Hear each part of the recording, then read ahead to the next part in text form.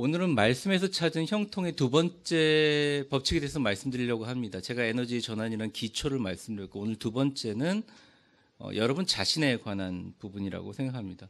저는 개인적으로 그림을 되게 좋아합니다. 이유는 잘 모르겠지만 그림을 보면 굉장히 마음이 편해집니다. 여러분들 어떠시나요? 이야기의 서사가 분명한 그림도 너무 좋아하지만 이야기의 서사가 불분명한 잘 의미를 모르겠는 것 같은 그림을 또 좋아합니다. 여러분들 어떠신지 모르겠습니다.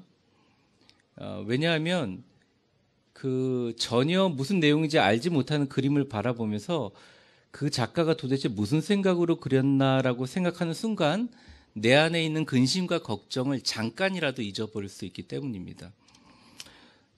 늘 미술관에 가서 스트레스를 많이 풀었고요. 어렸을 적에는 1.5km를 쉬지 않고 그대로 주력으로 뛰어서 저희 집 근처에 있는 현대 미술관에 가서 먹기도 하고 자기도 하고 했었습니다.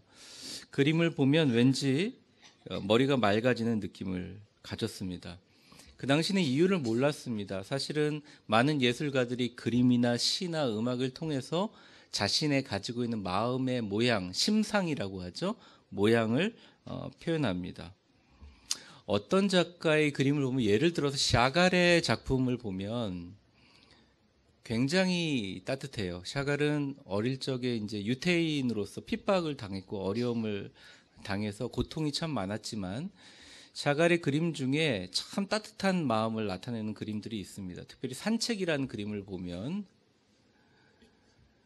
이 화면이 그래서 그런데 일단 뭐 저작권 위반은 아닙니다. 그림이 이렇게 퍼져서 나왔기 때문에 사랑하는 벨라라는 여인이 있습니다. 아름다운 자기가 가고 싶은 고향에서 벨라와 함께 결혼해서 산책하는 모습을, 벨라가 하늘에 붕 떠져 있는 것 같은 모습을 통해서 이렇게 아름답게 벨라를 사랑하는 마음을 그렸고 자기 자신도 기쁜 마음을 그렸습니다. 여러 작품이 있지만 참 따뜻하지요. 또 모네의 작품을 되게 좋아하는데 모네의 작품 중에서 이 양산을 든 여인이라는 작품이 있습니다. 잘 보시면 모네가 너무너무 사랑했던 까미유라는 아내가 양산을 들고 서 있고 거기 밑에 따뜻한 그림을 그리시는 분들은 오래 사시는 것 같아요. 또 이 예술 작품에 보면 쓸쓸하고 외로운 느낌을 주는 작품들이 엄청나게 많습니다. 뭐 다 열거하기는 어렵죠. 아예 그 뭉크라는 사람의 작품처럼 절규라는 작품인데 그 사람은 아예 대놓고 난 너무너무 힘들다. 여러분도 그런 느낌 들죠? 절망과 고통을 나타내는 작품입니다. 지금 보여드린 작품은 뭐 몇백억씩 하는 다 작품들이죠. 특별히 이 보통 사람들이 아름다운 저녁 노을을 보면 아름다운 추억을 떠올리기 마련인데 저 작품을 그릴 때 뭉크는 저녁 노을을 보면서 어떤 생각을 했냐면 예전에 돌아가신 어머니와 병으로 지독하게 고생했던 누이를 생각하면서 이 그림을 그렸다고 합니다. 저 작품이 4가지 종류, 비슷한 게 4가지가 있어요. 4가지를 그려서 일약 뭉크는 엄청난 화가의 반영에 들어가게 됐죠. 또 현대인의 절망감과 불안감과 자아 정체성의 분열을 나타낸 작품이 있는데 2008년 12월 30일 런던 크리스티 경매장에서 무려 370억에 팔린 프란시스 베이컨의 3명의 자아 연구라는 그림이 있습니다. 제가 프란시스 베이컨 작품을 참 한국에 와서 많이 보게 됐는데 미국에서도 많이 봤습니다. 여러분 저 그림을 730억이 아니라 730원 내고라도 사겠습니까? 네. 끔찍해서 안 사시는 분들도 있죠. 그림은 얼굴을 잘 그려놓고 물로 해가지고 붓으로 뭉개버리면 저런 그림이 나올 것 같은데 엄청나게 유명한 작가이고 많은 사람의 사랑을 받는 작가입니다. 제가 그림을 보면서 왜 평안을 얻었나라고 지금에 와서야 생각하는 게 뭐냐면 사춘기 시절의 어려움이라든지 여러 가지 신학을 결정하면서 힘들고 어려운 일이 닥칠 때마다 내 안에 있는 응축되고 거친 그 에너지와 불통의 마음들을 어떻게든지 간에 표현하고 싶은데 뿜어낼 데가 없는데 대신 저 그림들을 보면서 그 에너지를 그쪽으로 전환했던 것 같은 느낌이 듭니다. 아무쪼록 세상은 그렇게 밝고 아름다운 그림보다는 저렇게 불안하고 고통과 어려움 있는 그림들을 더 시간이 흐를수록, 말세가 가까워질수록 더 높게 쳐주는 것 같습니다. 그들은 전부 다 물감으로 그렸지만 사실은 물감이 재료가 아니라 그들의 삶 속에 가지고 있는 깊은 고통입니다. 뭉크라고 한다면 가족들의 죽음과 아픔이었고요. 프란시스 베이커라고 한다면 그가 어릴 적에 겪었던 정신적인 질환이 그들의 물감이 되었다는 거죠. 사랑하는 성도 여러분, 저는 여러분들이 여러분의 인생을 하나의 그림이라고 한다면 여러분의 화판이라는 마음의 판에 아름다운 그림이 그려져 있기를 주의 이름으로 축원합니다. 저는 사실은 이러한 그림들을 잘 바꾸는 것이 바로 형통의 가장 중요한 베이스가 된다고 생각합니다. 그림을 잘 그려야 형통합니다. 근데 의외로 평생 고통과 불안과 염려와 근심에 그림을 그리는 사람들이 주변에 참 많이 있습니다. 그렇습니다. 긴 설명하지 않겠습니다. 우리는 모두 매일매일 새로운 도화지를 꺼내서 아침부터 우리 자신에 대한 그림을 다 그리고 있습니다. 그림을 잘 그려야 형통한 것입니다. 그 그림을 마음의 심상 또는 신학적으로 마음의 프로그램이라고 설명하는데 우리의 마음속에 여러 가지 모양의 그림이 올라오지만 예수님의 십자가 앞에서 우리 마음의 화판을 말씀에 기록한 축복의 화판으로 그리는 사람을 우리는 그리스도인이라고 부릅니다. 여러분 모두 십자가의 사랑으로 오늘 예배 마치고 나서 여러분의 그림을 그릴 때 좀 더 아름다운 그림이 되기 바랍니다. 좀 더 축복의 그림이 되기를 주의 이름으로 축원합니다. 형통의 두 번째 법칙을 제가 설명하면서 많은 분들이 그림을 잘 그려야 된다는 당위성에 대해서 얘기는 하고 있지만 어떻게 그림을 그려야 되는지에 대해서는 메시지가 부족한 것 같습니다. 그래서 저는 어떻게 그림을 그릴 것인가에 대해서 말씀드리려고 합니다. 첫 번째 재료가 무엇인가 살펴보려고 합니다. 여러분 하루 종일 여러분들 자신을 대해서 어떤 말을 제일 많이 하십니까? 너 참 멋지다. 너 참 행복해 보인다. 너는 참 복받을 사람이다. 너는 참 감사할 것이 많구나. 내가 너지만 너만 생각하면 참 기쁘다. 저를 한번 따라해. 내가 너지만 너만 생각하면 참 기쁘다. 네, 이런 말 하시는 분이 계시나요? 네, 아주 당당하게 아닙니다. 이렇게 얘기하죠. 네, 그렇습니다. 대부분의 사람들 하루 종일 그런 말을 하지 않죠. 정신 차려. 인상이란 다 그런 거예요. 그래서 되겠어? 그러니까 그렇지. 네, 후회, 절망. 좀 더 잘하지 그랬어. 조금만 더 준비하지 그랬어.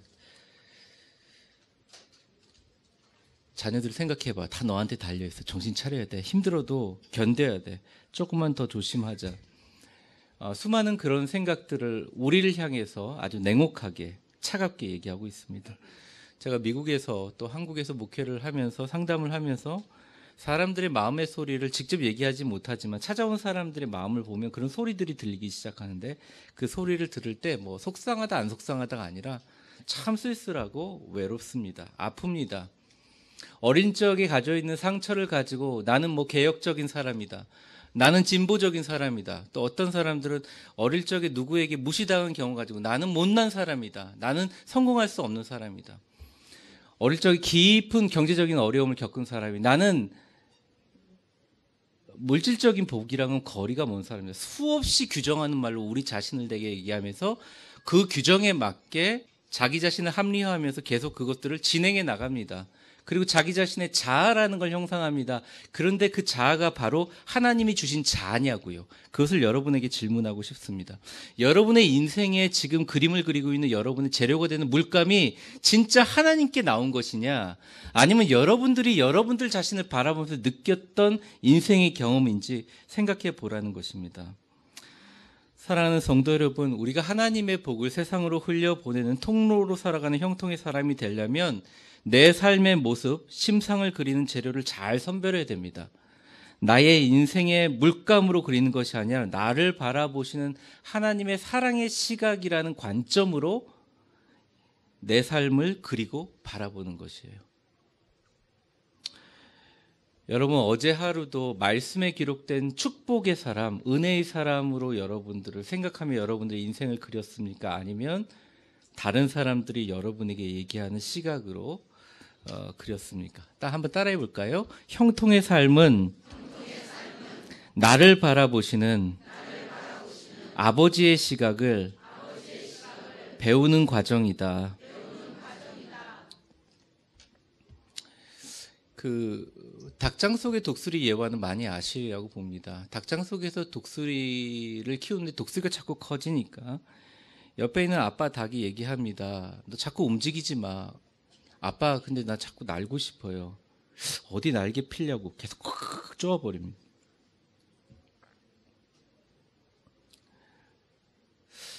우리의 육신의 아버지, 우리의 세상의 아버지는 우리에게 얘기하는 것들은 늘 다릅니다. 내가 경험한 것이 바라는 가장 큰 축복의 틀로 너는 살아야 돼. 그런 당위성에 의해서 특별히 요즘 젊은 세대가 아닌 오래된 세대들은 그렇게 살아왔습니다. 그런데 본질은 뭐예요? 독수리잖아요. 하늘을 정말 아름답게 나르는 독수리잖아요. 우리의 진짜 아버지, 우리가 죽고 다시 한번 그분의 집으로 불러주실 진짜 하늘의 아버지. 짧은 인생 100년, 많이 살아야 100년 살지만 지금 하나님께서 나를 데려가시더라도 앞으로 100년이 아닌 영원히 같이 거하시고 그분을 찬양할 바로 우리의 하늘의 아버지는 우리에게 보는 우리의 관점이 다르다는 거예요. 성경에서 얘기하는 우리를 보는 관점은 완전히 다르다는 것입니다. 창세기 1장 26절에서 27절까지 보면 이렇게 나와 있습니다. 하나님이 이르시되 우리의 형상을 따라 우리의 모양대로 우리가 사람을 만들고 그들로 바다의 물고기와 하늘의 새와 가축과 온 땅과 땅에 기는 모든 것을 다스리게 하자 하시고 27절에 보면 하나님이 자기 형상 곧 하나님의 형상대로 사람을 창조하시되 남자와 여자를 창조하시고 여러분 한번 따라해 보겠습니다. 우리의 형상, 우리의 모양, 하나님, 자기 형상, 하나님의 형상 다 똑같이 하나님의 형상이 우리 안에 God's 이미지가 다 들어있다는 거예요. 형통한 사람들을 만나보면 다 너무나 다양합니다. 그렇게 인격적인 사람도, 그렇게 똑똑한 사람도, 그렇게 집안이 좋은 사람도 형통함의 기준을 정하는 것 같지 않아요. 근데 그분들의 마음을 보면 내가 지금 그리고 있는 꿈과 비전이 내가 인생에서 가져왔던 불우한 어린 시절이라든지 부모님의 엄격한 교육이나 그런 것에서 나오는 재료가 아니라 내가 꿈꾸는 거는 바로 내가 어떤 사람이다라고 생각하고 그것을 바라보는 하나님의 놀라운 축복의 시각을 바라보는 사람에게 형통함의 역사가 있더라는 거죠. 한번 따라해 보겠습니다. 형통한 사람은 내 가치가 어디에서 오는가를 알고 있다. 원판 불변의 법칙이라고 하죠. 저희 딸은 눈은 절 닮았고 입부분은 엄마를 닮았습니다.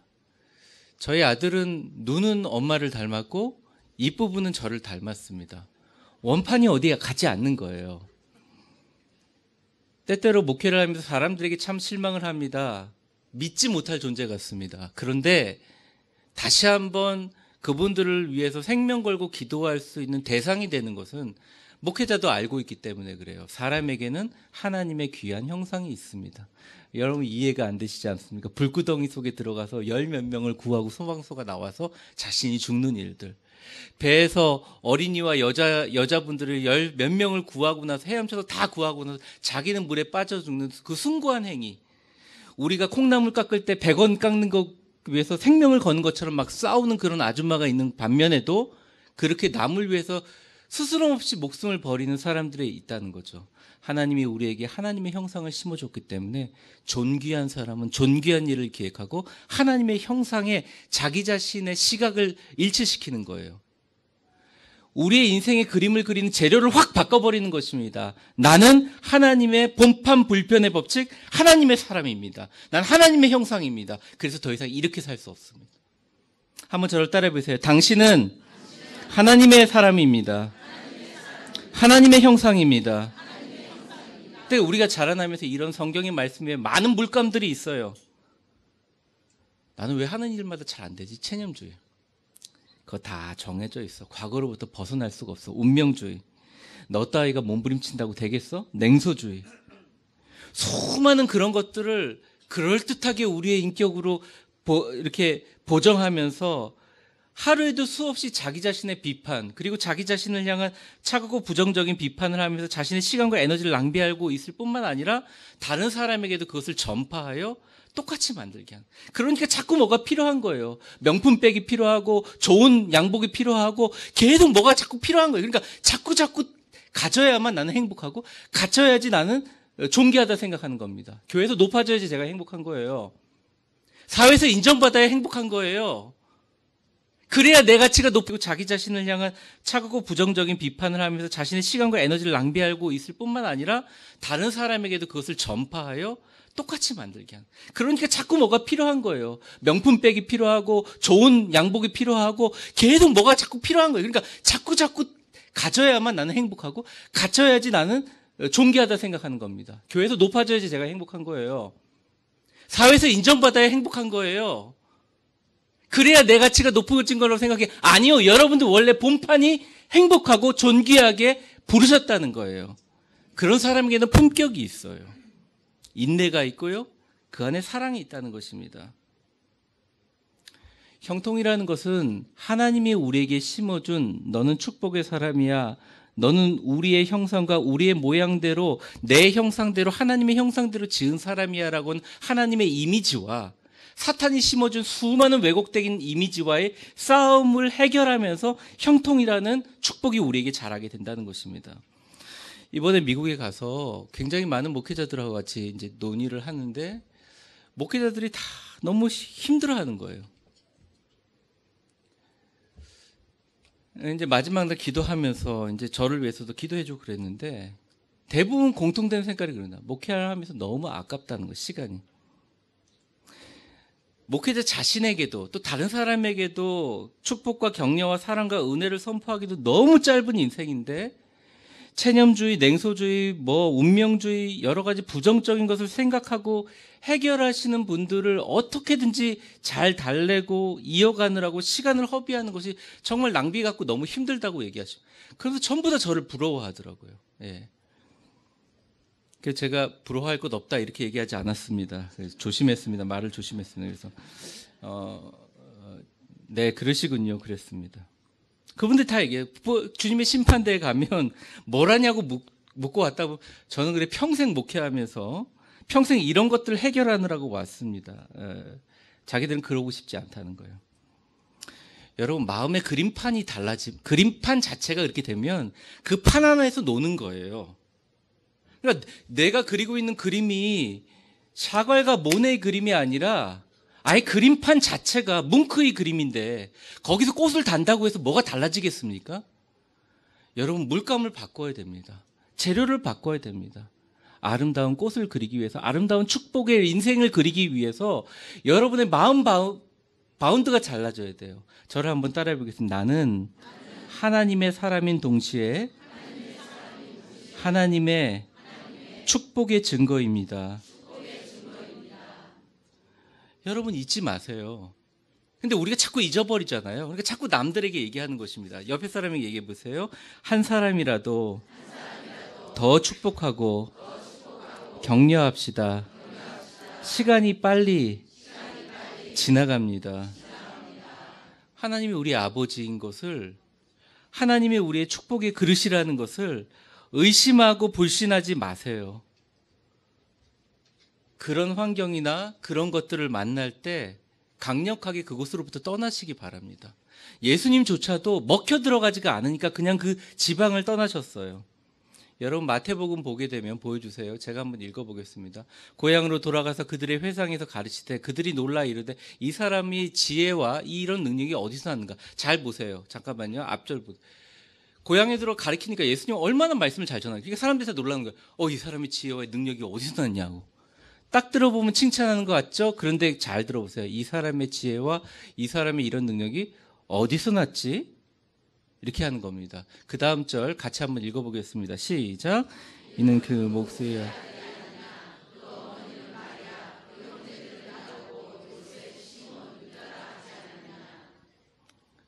마리아 나 알지 뭐. 야고보 요셉 아유 걔네들 뭐 아랫도리 벗고 뛰어다닐 때부터 알았지 뭐. 아유 목수 아들 아니야 목수 아들. 네 56절. 아니 그 노이들도 다 알지 않냐. 아니 근데 그런 뱃속에서 어떻게 이런 사람이 났지? 이 말입니다. 실제 뭐 거룩하게 적어놨지만. 그러고 뭐 했습니까? 주님의 살아있는 약속과 병 고치는 기적이 있음에도 불구하고 57절 같이 한번 읽어보겠습니다. 시작. 예수를 배척한지라 예수께서 그들에게 말씀하시되 선지자가 자기 고향과 자기 집 외에는 존경을 받지 않음이 없으니라 하시고 58절 같이 한번 읽어보겠습니다. 시작. 그들이 믿지 않음으로 말미암아 거기서 많은 능력을 행하지. 예수님이라도 여러분의 가지고 있는 마음속의 도화지를 어떻게 할 수가 없어요. 하나님의 귀한 축복이 선포돼도 하나님의 축복의 말씀보다도 다른 것이 여러분들 삶 속에 그려지면 참 어렵다는 것입니다. 하나님이 여러분들을 사랑하시고 축복을 예비한다는 사실을 조금도 의심하지 마시기 바랍니다. 여러분 그만큼 의심했으면 됐잖아요. 이제 좀 바꿔보자고요. 제 관점이 아니라 하나님이 여러분들을 그렇게 생각하고 있다는 것입니다. 첫 번째 제가 정리해 보겠습니다. 형통한 사람들이 그리는 인생의 그림 재료는 뭐냐면 하나님의 시각과 재료라는 거죠.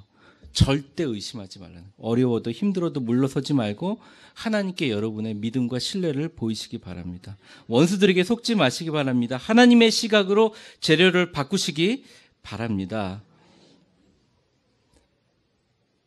우리는 능력이 없다고 원수들이 말해도 그렇지 않습니다. 하나님은 우리의 건강을 책임져 주시고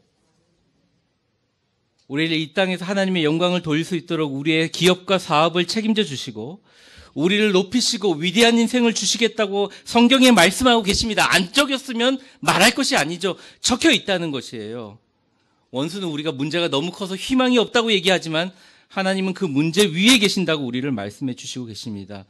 우리 하늘 아버지의 사랑과 관심과 시각과 관점이 여러분의 인생의 그림판을 그리는 귀한 재료가 되기를 바랍니다. 축복과 긍정과 형통의 교회, 가정, 직장, 여러분의 인생, 특별히 여러분의 영혼, 여러분의 마음의 병이 주님의 이름으로 치료되고 그 안에 그림의 재료가 바뀌어지는 역사가 일어나기를 주의 이름으로 축원합니다. 그럼 재료가 그거라면, 재료가 말씀이라면 그 말씀을 갖고 이제 어떻게 그릴 것인가? 사실은 지금까지 많은 상담 신학과 많은 상한 심령의 치료에 대한 치료의 상담학들이 어떻게 그것들을 하나님 말씀에 적용할 것인가 많이 연구를 해왔습니다. 저도 그것을 위해서 미국에서 4년 정도 공부했고 또 굉장히 많이 고민한 문제이기도 합니다. 어떻게 우리 마음속에 프로그램을 아니 성경책이 집에 없는 사람이 어디 있냐고요. 말씀이 있는데 이걸 어떻게 구성할까. 근데 결론이 있습니다. 제가 느낀 결론 또 하나님이 말씀의 결론은 지금 갖고 있는 판 갖고는 안 된다는 거예요. 오늘 본문 6절 한번 보겠습니다. 6절 오직 믿음으로 구하고 조금 더 의심하지 말라. 의심하는 자는 마치 바람에 밀려 요동하는 바다 물결 같으니 7절 같이 한번 읽어보겠습니다. 7절 시작. 이런 사람 여기서 되게 중요한 단어가 있습니다. 무엇이든지입니다. 어떤 방향이든지 주님께 얻기를 생각하지 말라. 제가 생각했습니다. 주님, 그냥 우리가 원래 그리고 있는 그림 위에 색깔을 좀 바꿔서 무채색에서 빨간색, 노란색, 파란색, 초록색 예쁜 색깔로 덧칠을 하면 되지 않을까요? 성경에서 말하는 거 아니라는 거예요. 이런 방식으로는 무엇이든지 어떤지 생각하지 말라. 그래봐야 물결처럼 흔들리고 모든 일에 정함이 없다 이거예요. 정할 수가 없다는, 그 사람들은 결정할 수가 없다. 완전히 판 자체를 바꾸라는 것이죠. 그림판 자체를 바꾸라는 것입니다. 사랑하는 성도 여러분, 제가 가끔 이제 고기를 먹으러 가면 고기를 계속 굽다 보면 불판을 갈아야 되죠. 때로는 고기가 너무 맛있어서 불판 갈을 시간도 없이 계속 그 불판을 이용할 수가 있습니다. 근데 예를 들어서 제가 이게 불판은 아니지만 예전에 사용했던 이 불판을 가지고 이 불판이 너무 좋아라고 해서 평생 동안 고기 구워 먹으러 갈 때 닦지도 않고 이 불판을 갖고 다닌다고 한번 생각해 보십시오. 20년, 30년 이 불판을 갖고 다닌다고 해도 얼마나 불편하고 얼마나 끔찍한 일입니까? 근데 대부분의 사람들은 하나님의 신선한 말씀이 쏟아져도 그 불판 위에 고기 굽듯이 그냥 고기 굽고 불판 자체를 바꾸지 않습니다. 아, 오늘은 좋은 말씀이야. 참 맛있었어. 맛있는 삼겹살이야. 아멘. 그리고 불판을 그대로 사용합니다. 여러분, 여러분의 갖고 있는 마음의 프로그램을 바꾸는 불판 자체를 바꾸세요. 나는 완전히 이제부터 부정적인 거랑 상관없이 진짜 하나님의 축복과 은혜의 사람이다라는 판을 바꾸라는 것입니다. 두 마음을 품어 정함이 없는 사람들이 아니라 내 마음에 확실하게 내 마음의 프로그램 자체를 바꿔야 된다는 거죠. 사람들을 보는 눈이 달라지고요. 성경을 보는 눈이 달라지고요. 말씀을 보는 눈이 달라지게 된다는 것입니다. 하나님의 말씀에 대한 체념주의, 하나님 말씀에 대한 운명주의, 하나님의 말씀에 대한 냉소주의의 부정적인 판을 완전히 갈아 버려야 된다는 것입니다.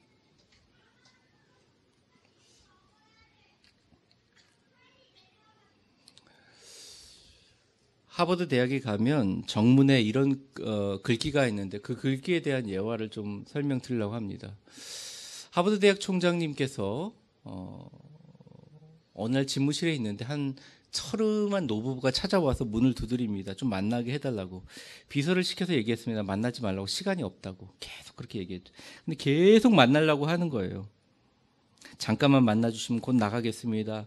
어쩔 수 없이 만나줬습니다. 불평하면서 만나줬습니다. 근데 그 노부부가 얘기합니다. 우리 아들이 하버드 대학에 1년 정도 다닌 아들이 있는데 너무 하버드 대학을 사랑하고 우리도 그를 사랑했습니다. 근데 그가 세상을 1년 전에 큰 교통사고로 세상을 떠났습니다. 그 애를 위한 기념물을 하나 만들어줬으면 좋겠습니다. 이러니까 이게 아래 위로 훑어보고서 허름하니까 총장이 얘기했어요. 여기가 공동묘지입니까? 죽어있는 아이의 동상을 세울 필요가 없습니다. 그리고 건물을 마련하면 몰라도 그건 모릅니다. 그러니까 그 부부가 얘기했습니다. 아닙니다. 아이 이름을 드러내고 싶은 마음은 없습니다. 저희는 건물을 얘기하는 것입니다. 아, 그래요? 당신들 건물 하나 사는데 비용이 얼마나 드시나 아십니까? 이 하버드 전체 건물 전체 가격이 750만 불이나 됩니다. 꿈도 꾸지 말아요. 아주 옛날이니까 그 정도 가격이겠죠? 그렇게 얘기했습니다. 그러니까 노부부가 고개를 푹 숙이면서 밖으로 나오면서 거의 문가에 이르러서 그 부인이 남편에게 이렇게 얘기했다는 거죠. 여보, 나는 되게 많이 들 줄 알았는데 대학교 설립하는데 50만 불밖에 안 드나 보죠? 남편이 고개를 끄덕였습니다. 그때부터 이제 하버드 대학 총장 얼굴이 좀 달라졌죠. 그리고 어떻게 내가 정말 사랑하고 축복했던 우리 아들이 정말 사랑했던 그 하버드 대학에 동상 하나 건물 하나 세울 수 없느냐. 그러면서 캘리포니아 팔로 알도로 여행을 떠나서 좋은 땅을 발견하고 가지껏 그러면 여기 대학 하나 세웁시다 라고 세운 게 그 부부의 이름을 따서 세운 대학입니다. 그 부부의 이름은 스탠포드였습니다. 그 소식을 듣고 하버드 총장이 가슴을 치면서 하버드 정문에다가 새겨놨어요. 절대 하버드 이 정문을 나가는 하버드 학생들은 잊지 말라. 저를 따라해 보세요. 제가 그 글귀를 읽어드리겠습니다. 사람을 절대 외모로 취하지 말라. 이게 잠언의 말씀이 아니에요. 성경에서 하나님이 사람을 바라보는 취지를 얘기할 때 얘기해요. 하나님은 사람을 외모로 취하지 않으시니 하나님은 그 사람의 심령을 감찰하시느니라. 여러분의 심령이 어떻게 돼 있냐고요. 여러분, 저는요, 다른 건 모르겠지만 제가 부족한 건 되게 많지만 저는 우리가 잘 될 거라는, 우리 교회가 잘 될 거라는 그런 그림이 있어요, 마음에. 저는 제가 목회하면서 실패할 거라는 생각을 안 해요. 되게 건방져 보이죠. 교만해 보이죠. 그런데 제가 갖고 있는 그 마음의 밑바탕에는 하나님이 나를 사랑하시는 것에 대한 확신이 있어요. 여러분의 판이 어떠냐고요. 혹시 여러분들 사람을 외모로 보십니까? 나는 그런 축복의 사람을 절대 죽을 때까지 만나지 않을 거라고 생각하십니까? 여러분들 중에서 자기 자신을 굉장히 underestimate, 굉장히 낮게 보는 분들이 많습니다. 저를 한번 따라해보세요. 나는 존귀한 사람이다. 존귀한 그림의 구성을 그리세요. 나는 정말 아름답고 존귀한 사람이다. 이사야서 32장 8절에 보면 존귀한 자는 존귀한 일을 계획하나니 그는 항상 존귀한 일에 서리라. 전 되게 좋아하는 말씀이 있어요. 그러니까 홍수환 권투 선수 같이 대저 의인은 7번 넘어질지라도 다시 일어나니와 너무 귀한 말씀이잖아요. 한번 저를 따라해. 나는 절대 패배하지 않는 사람이다. 승리의 사람이다. 이거 하면서 승리의 사람이다 이러시는데, 저는 이 어렵고 힘든 경제적 공황과 어려운 자본주의 시대에 이런 그림을 그려야 된다 생각합니다. 저를 따라해보세요. 나는 절대로 경제적인 어려움으로 근심하지 않는다. 하나님이 진짜 주시는 축복은 근심을 겸하여 주지 않습니다. 잠언 10장 22절에 보면 하나님께서 여호와께서 주신 복은 사람을 부하게 하고 근심을 겸하여 주지 않는다는 거예요. 여러분 만약 물질의 축복을 받는데 자꾸 걱정이 생기세요?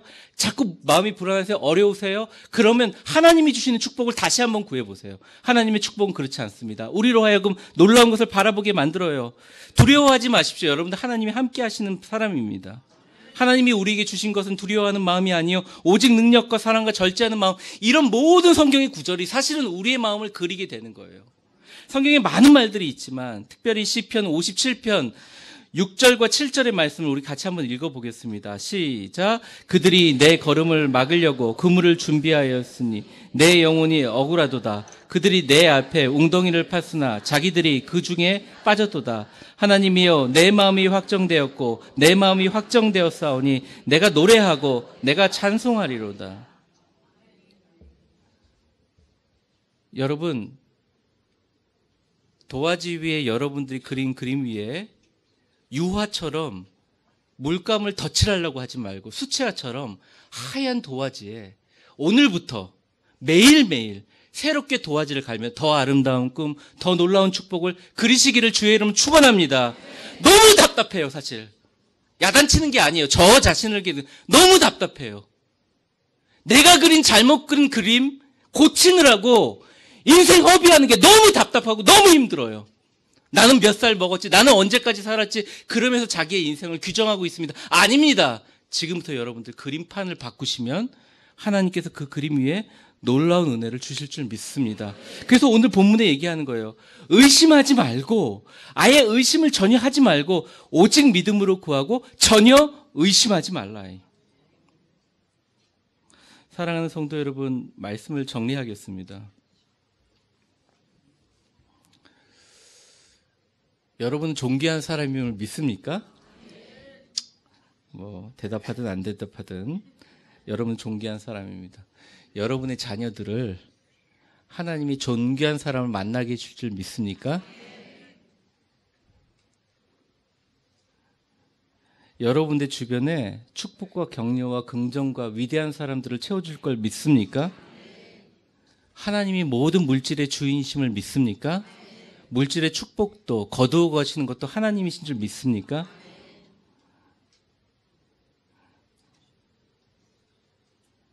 여러분들은 철저하게 하나님의 영에 의해서 보호되고 있고 하나님은 가장 좋은 것을 여러분을 위해서 준비하고 계십니다. 정리합니다. 형통은 주님의 시각이란 재료로 마음판을 프로그램을 다시 짜는 것입니다. 하나님을 향한 마음의 자세를 날마다 새롭게 하십시오. 하나님이 주신 축복만 전적으로 믿고 나아가면 당신을 통해서 하나님은 주님의 놀라운 역사를 온 세상에 전하게 할 것입니다. 마지막으로 서로 한번 축복해 보겠습니다. 믿음으로 구하고 조금도 의심하지 마세요.